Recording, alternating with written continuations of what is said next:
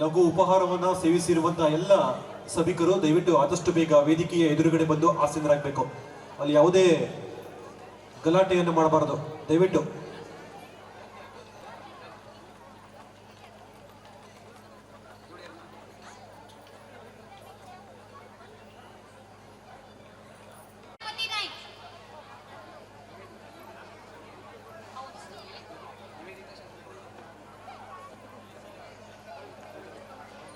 ಪವಿತ್ರ ಗಣಪತಿ ನಾಯ್ಕ್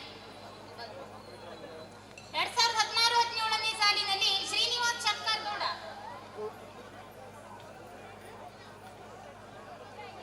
2017-18ನೇ ಸಾಲಿನಲ್ಲಿ ಮಮತಾ ಕೃಷ್ಣ ಮರಾಠಿ,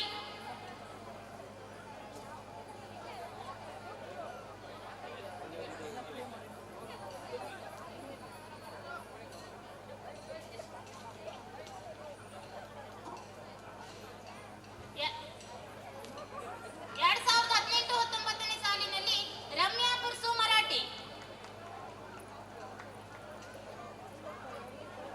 2019-20ನೇ ಸಾಲಿನಲ್ಲಿ ಸಂಜಯ್ ಈಶ್ವರ್ ಗೌಡ,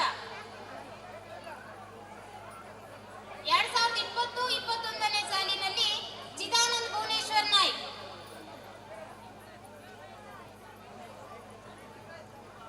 21-22ನೇ ಸಾಲಿನಲ್ಲಿ ಅನಿತಾ ಮಂಜುನಾಥ್ ಮರಾಠಿ,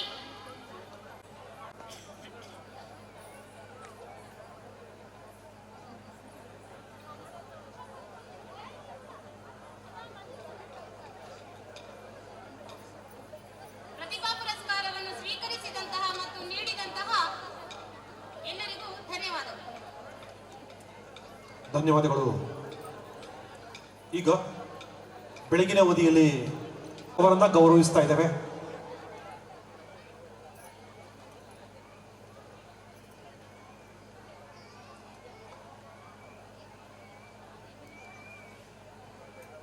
ಒಬ್ಬ ವ್ಯಕ್ತಿ ತನ್ನ ಕ್ಷೇತ್ರದಲ್ಲಿ ಹಲವು ಮಜಲುಗಳಲ್ಲಿ ಕೆಲಸ ಮಾಡಲಿಕ್ಕೆ ಸಾಧ್ಯತೆ ಇದೆ ಅಂತ ಶ್ರೀಯುತ ಪಿ ಟಿ ನಾಯಕ್ ಅವರು ತೋರಿಸಿಕೊಟ್ಟಿದ್ದಾರೆ. ಆ ಸಂದರ್ಭದಲ್ಲಿ ಇವರನ್ನ ಅತ್ಯಂತ ಪ್ರೀತಿಯಿಂದ ಗೌರವದಿಂದ ಅವರನ್ನ ಸನ್ಮಾನಿಸ್ತಾ ಇದ್ದೇವೆ, ಅವರನ್ನ ಗೌರವಿಸ್ತಾ ಇದ್ದೇವೆ.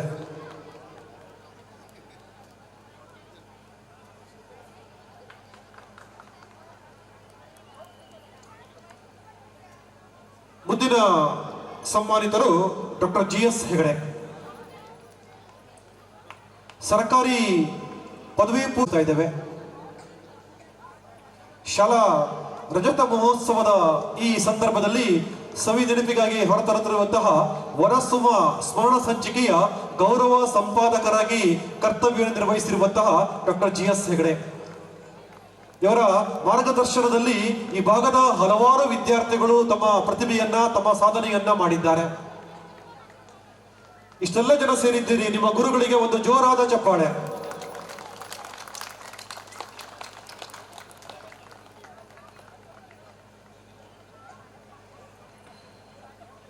ಮುಂದಿನ ಸನ್ಮಾನಿತರು ಶ್ರೀಯುತ ಹರಿಶ್ಚಂದ್ರ ನಾಯಕ್.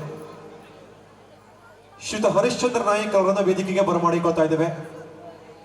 ಇವತ್ತಿನ ಈ ಸಂದರ್ಭದಲ್ಲಿ ಸ್ವಾಗತ ಗೀತೆಗೆ ಮತ್ತು ಜಾನಪದ ನೃತ್ಯಕ್ಕೆ ಜೊತೆಗೆ ಸ್ವಾಗತ ನೃತ್ಯಕ್ಕೆ ತಮ್ಮದೇ ಆದ ವೈಶಿಷ್ಟ್ಯಪೂರ್ಣವಾದಂತಹ ಹಿನ್ನೆಲೆ ಸಂಗೀತವನ್ನು ನೀಡಿರುವಂತಹ ಶ್ರೀಯುತ ಹರೀಶ್ ಇದ್ದಿರುತ್ತದೆ.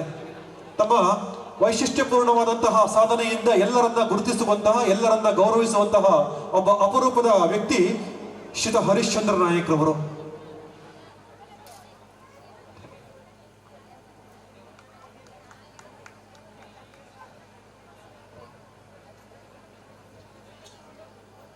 ಜೋರಾಗಿ ಚಪ್ಪಾಳೆ ಶ್ರೀಯುತ ಹರಿಶ್ಚಂದ್ರ ನಾಯಕ್ ಅವರು.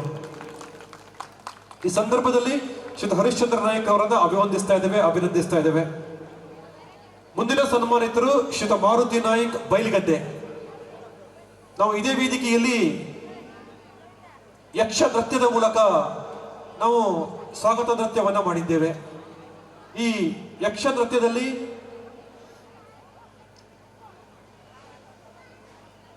ಅವರಿಗೆ ಮಾರ್ಗದರ್ಶನವನ್ನು ಮಾಡಿರುವಂತಹ ವರ್ಣಾಲಂಕಾರ ಮಾಡಿರುವಂತಹ ಶ್ರೀಯುತ ಮಾರುತಿ ನಾಯ್ಕ್ ಬೈಲ್ಗದ್ದೆ ಇವರನ್ನ ಈ ಸಂದರ್ಭದಲ್ಲಿ ಗೌರವಿಸ್ತಾ ಇದ್ದೇವೆ, ಅವರನ್ನು ಸನ್ಮಾನಿಸ್ತಾ ಇದ್ದೇವೆ. ಜನಾರ್ದನ್ ಚಂದ್ರಗೌಡ.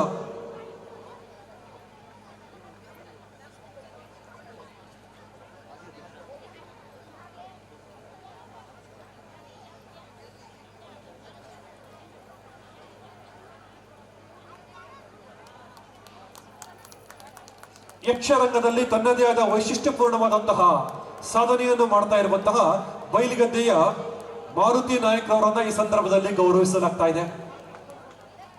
ಈ ಶಾಲೆಯಲ್ಲಿ SDMCಯ ಅಧ್ಯಕ್ಷ ಸ್ಥಾನವನ್ನು ವಹಿಸಿ ಈ ಹಿಂದೆ ಹಲವಾರು ಸಾಮಾಜಿಕ ಮತ್ತು ಶೈಕ್ಷಣಿಕ ಪ್ರಗತಿಗೆ ಕಾರಣೀಕರ್ತರಾಗಿರುವಂತಹ ಜನಾರ್ದನ್ ಗೌಡರವರನ್ನ ಈ ಸಂದರ್ಭದಲ್ಲಿ ಶಾಲೆಯ ಅಭ್ಯುದಯಕ್ಕೆ ಕಾರಣೀಕರ್ತರಲ್ಲಿ ಓರ್ವರಾಗಿರುವಂತಹ ಶ್ರೀಯುತ ಜನಾರ್ದನ್ ಗೌಡ ಅವರನ್ನ ಈ ಸಂದರ್ಭದಲ್ಲಿ ಗೌರವಿಸಲಾಗ್ತಾ ಇದೆ.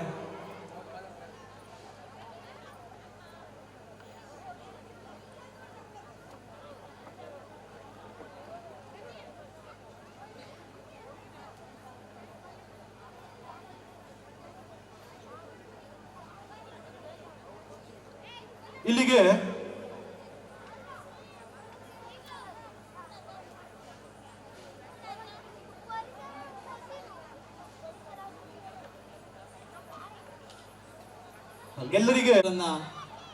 ಎಲ್ಲರ ಈ ಒಂದು ಕಾರ್ಯಕ್ರಮದ ಸಂಘಟಕರ ಪರವಾಗಿ ತಮ್ಮೆಲ್ಲರ ಪ್ರೀತಿಯ ಚಪ್ಪಾಳಿಯೊಂದಿಗೆ ಸನ್ಮಾನಿಸಿ ಗೌರವಿಸ್ತಾ ಇದ್ದೇವೆ.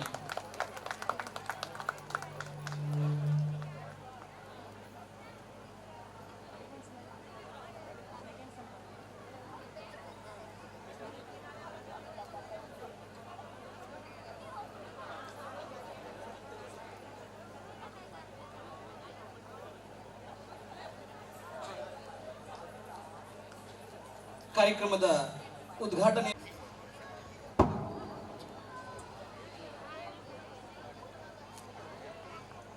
ಪೂಜ್ಯ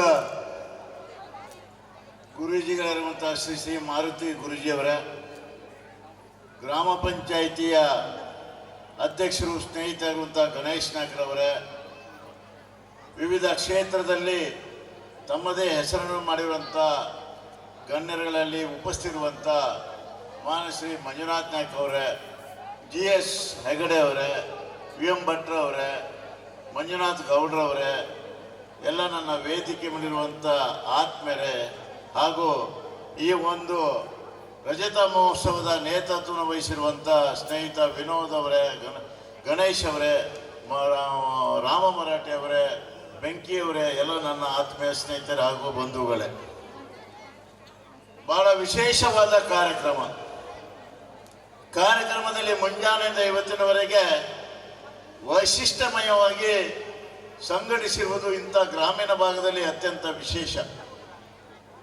ಅದರಲ್ಲೂ ನನಗೆ ಬಹಳ ಮೆಚ್ಚುಗೆ ಆಗಿರೋದು, ಸಂತೋಷ ಆಗಿರೋದು, ಈ ಶಾಲೆಯನ್ನ ನೀಡಿದಂಥ ಅಂದಿನ ಜನಪ್ರತಿನಿಧಿಯಾಗಿರುವಂಥ ಮೊನ್ನೆ PT ನಾಯಕರಿಗೆ ನೀವೇನು ಅಭಿನಂದನೆ ಸಲ್ಲಿಸಿದ್ರಲ್ಲ, ಇದು ಬಹಳ ಶ್ರೇಷ್ಠ ಮಟ್ಟದ ಕಾರ್ಯ ಅಂತ ಹೇಳಿ ನಾನು ಬಯಸ್ತಾ ಇದ್ದೇನೆ.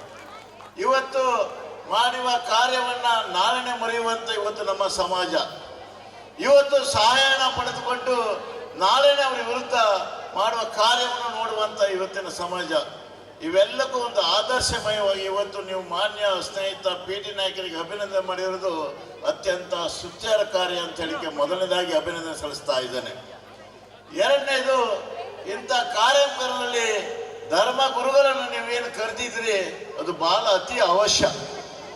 ಇವತ್ತು ಧರ್ಮದ ಹೆಸರಿನಲ್ಲಿ ನಾವು ಇಂದಿನ ಪೀಳಿಗೆಗಳಿಗೆ ನೀಡಬೇಕಾದಂಥ ನಮ್ಮ ಸಂಪ್ರದಾಯ, ಧರ್ಮದ ಬಗ್ಗೆ ತಿಳುವಳಿಕೆ ಇವೆಲ್ಲವೂ ಮರೆಯುವಂಥ ಹಂತದಲ್ಲಿ ಧರ್ಮಾಧೀಶರು ಸಹಿತ ಇವತ್ತು ಮಾರುತಿ ಗುರೂಜಿಯವರು ಜೊತೆ ಹಂಚಿಕೊಂಡಿರೋದು ಬಹಳ ಅಭಿನಂದನ ಕಾರ್ಯ. ಆತ್ಮೀಯರೇ, ಎಳ್ಳಕೋಟಿಗೆ ಪ್ರಾಸ್ತಾವಿಕ ಮಾತನಾಡುತ್ತಾ ಸತೀಶ್ ನಾಯ್ಕರು ಹೇಳಿದ್ರು, ಇಲ್ಲಿಯ ಮುಖ್ಯಾಧ್ಯಾಪಕರು ಹೇಳಿದರು, ಎಳ್ಳಕೋಟಿಗೆ ಮತ್ತು ನನಗೆ ಬಹಳ ಅನ್ಯೋನ್ಯವಾದ ಸಂಬಂಧವಾಗಿರಲಿ ಕಾರಣ ಏನಂತ ಹೇಳಿದ್ರೆ, ಇವೆಲ್ಲವೂ ಅರಣ್ಯ ಪ್ರದೇಶ.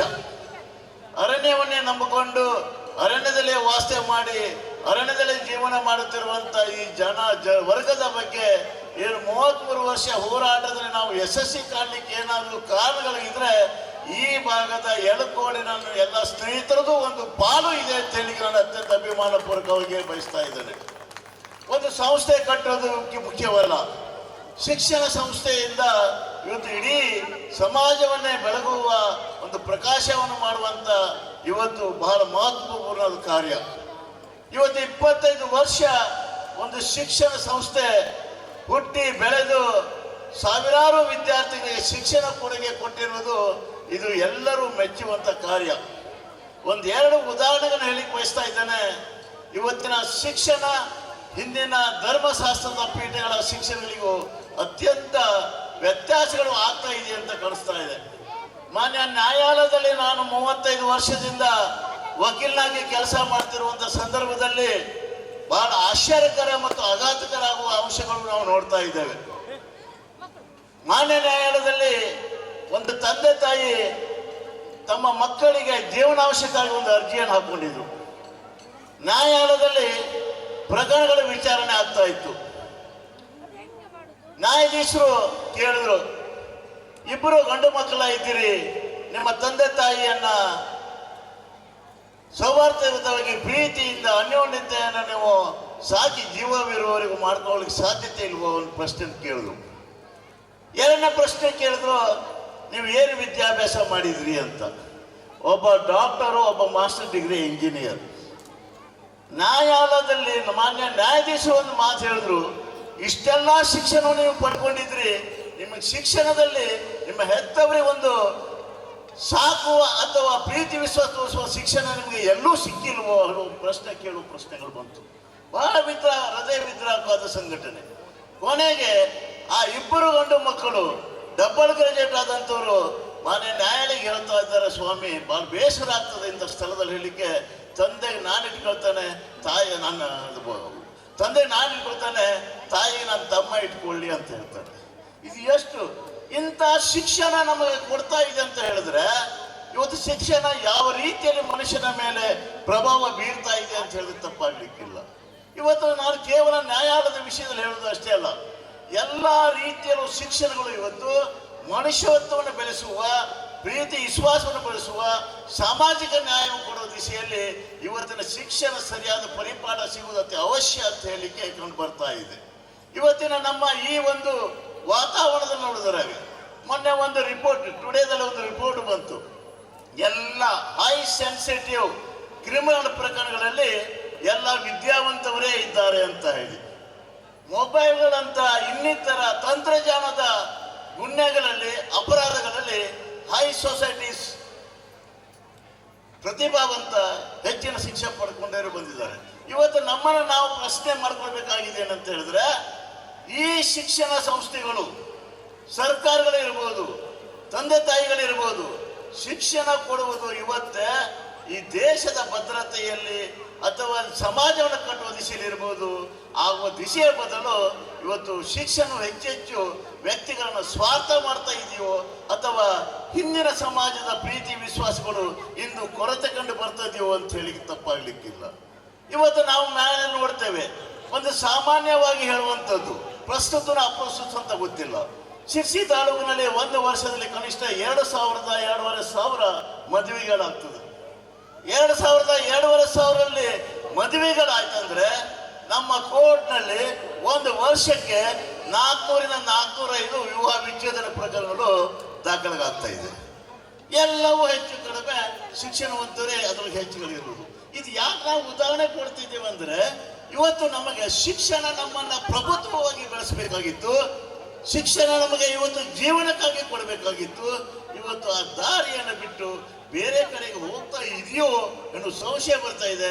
ಇದಕ್ಕೆ ಮಾನ್ಯ ಗುರೂಜಿಯವರು ಸರಿಯಾಗಿ ನಮಗೆ ಸಮಂಜಸವಾದ ಅಂಶವನ್ನು ಸ್ಪಷ್ಟಪಡಿಸಬಹುದು ಅಂತ ಕೇಳ್ಬರ್ತಾ ಇದೆ. ಇನ್ನೂ ಒಂದು ಲೇಖನ ಓದ್ತಾ ಇರುವಾಗ ಲಾ ಬುಕ್ನಲ್ಲಿ ಒಂದು ಕೆಲವೊಂದು ಆರ್ಟಿಕಲ್ ಓದ್ತಾ ಇರುವಾಗ ಒಂದು ವಿಶೇಷವಾದ ಒಂದು ಆರ್ಟಿಕಲ್ ಬಂತು. ಇಬ್ಬರು ಪ್ರತಿಭಾವಂತ ವ್ಯಕ್ತಿಗಳಲ್ಲಿ ಒಂದು ವ್ಯಾಜ್ಯ ಆಯಿತು.